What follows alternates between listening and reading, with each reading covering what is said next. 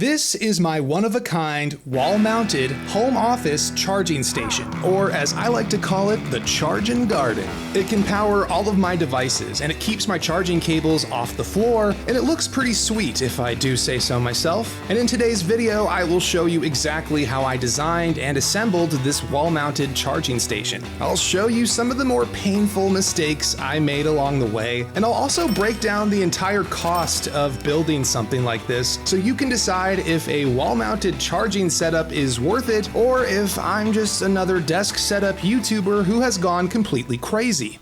This is Work from Hype. Earlier this year, I completely rebuilt my home office. I designed a brand new layout, built a few new desk setups, and assembled what I consider to be my dream home office, but there was one key detail that I overlooked: charging. My charging setup was, well, it's not great. But I've decided I'm tired of tripping over cables and stepping on batteries, and so today is the day I finally fix this mistake and build a dedicated charging station here in my office. And so I started designing my charging station like I would any other project, with my sketchbook. There's something about using a composition book that makes me feel so much more talented than I actually am, but the truth is, this is just an iPad case. To create this charging station, I'm going to need a few key pieces. First, I'm going to need a power source. I want a single source of power to charge all of my devices. To keep all of the batteries and wires in place, I'm going to need some sort of organization system, and I've decided to go with a pegboard.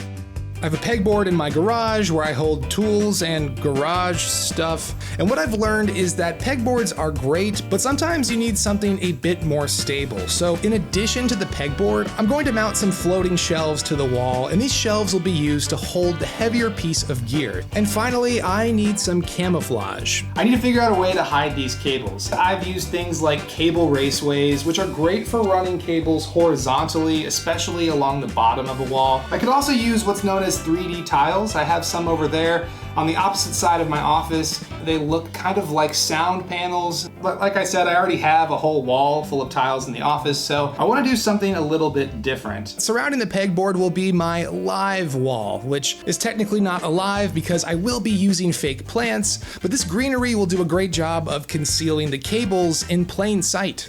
Once all of the materials arrived, I started installing the pegboard. And you'd think hanging a pegboard in a few shelves would be very easy, but of course I made a few critical mistakes. I started by mounting the pegboard a little too high. Then I drilled way too many holes into my wall. Then I realized I had the wrong screws for this shelf. That was really fun. I pretty much made every possible mistake I could. I don't like that.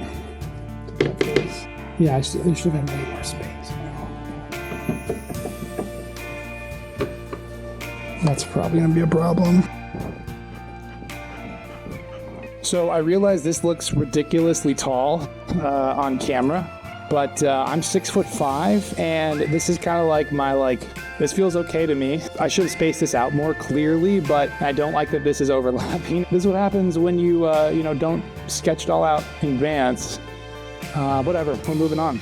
Once the drilling and installation was complete, it was time to move on to the next step, which was wiring the electronics. So I took the pegboards off the wall and went back to my workbench and got out my industrial-sized bucket of zip ties. The zip ties are actually pretty important here. I could set all this stuff up on the actual pegs on the pegboard, but then they could be knocked over and they could fall, and I don't want that. So I'm actually using the holes in the pegboard to zip tie down some of the key components, like this power source. With the key components zip tied down to the pegboards, I reinstalled them on the walls and moved on to the next step: camouflage. My magical green box full of leaves arrived, and at first I thought this was going to be a huge pain, but it turned out to be pretty simple to set up, sort of like leafy green Legos, and once you connect a grid of these plant tiles together, you can hang them to the wall however you'd like.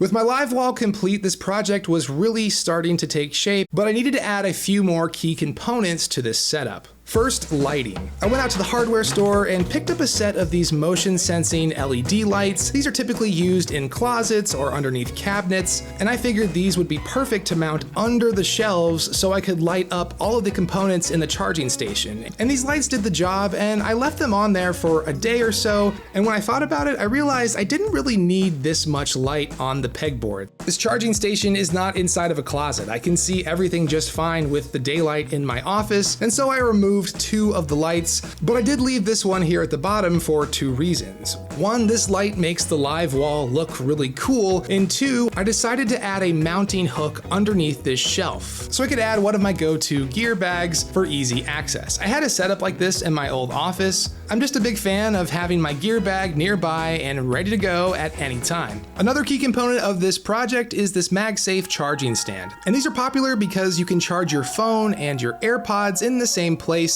and these look really nice on your nightstand or on a desk. However, I've never used one before because my phone is a magical box of distractions, and I try not to keep it in front of me at my desk. But over on the charging station, this little Magsafe setup is perfect. So now when I come in the office, I can set my iPhone right here on this magnet. The phone immediately kicks into a clock and calendar, and I can set down my AirPods right next to it. Then when work's done and it's time for me to leave the office, on my way out, I can grab my phone and my AirPods and everything is fully charged. And I know this screen is a basic feature of the iPhone, but I actually really like having this digital clock and calendar on the charging wall at all times. And to finish up this project, I added a little bit of specialty lighting up here above the charging station, and I chose the Thunderbolts for obvious reasons. And now my charging station is complete. I'm really happy with how this project turned out, and I figured why not give you guys a little tour. Starting things off at the bottom right corner, we have the main source of power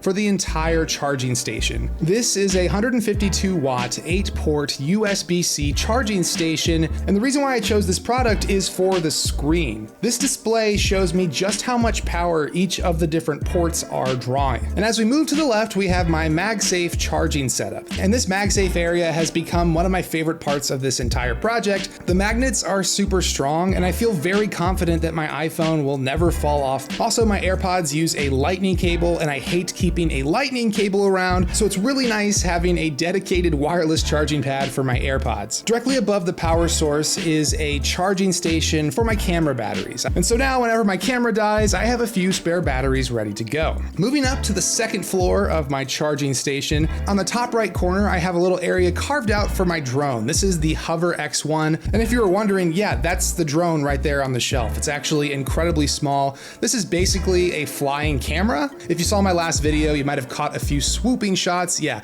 that was all this little drone. And thanks to this charging station, my camera drone is always ready to go with 2 fully charged batteries. On the top left corner of the charging station, I have my wireless microphones that I use for making YouTube videos. To charge the mics, I've run a few USB-C cables from the power source up to this upper pegboard, and thankfully these leaves keep the cables hidden. And as you can see, the rest of this pegboard is pretty much wide open, and that was on purpose. I have extra space to charge additional devices, and I swap things in and out all the time. And that's the charging station. And because this project consists of items you can just purchase on the internet, I would say this is one of the easier projects that I've tackled in my office, and I would recommend it to anyone who wants to better organize how they charge their electronics while saving space. And now it's time for my least favorite part. Let's break down just how much this charging station cost me. Sometimes when I do these home office projects, I get so hyper-focused that I forget just how much I've spent. The pegboards were $35. The 8-port charging station was another $30. The greenery and the live wall panels were another $45, and the Magsafe charging stand for my iPhone and AirPods were another $35, which means I spent about $145 just on the basic setup here, which is not even counting things like the cool neon sign or my camera charger or my drone charging setup. When you factor in all of those, it gets even more expensive. And I know that spending almost $150 US on a wall-mounted charging charging system may seem ridiculous, but I'm honestly so happy that I did this. I'm not the most organized person, and I've misplaced more batteries and charging cables than I care to admit, and there's something about having a single location that is organized that has helped me stay on top of all of these different devices with batteries. Not to mention, if you wanted to do something like this in your own office, you could save a ton of money by just going to the hardware store, picking up some plywood, and cutting your own pegboard. I used a kit and I paid a premium for it. And while I personally love the look of the live wall and how it's useful for hiding cables, there are much more affordable ways to hide a cable on your wall.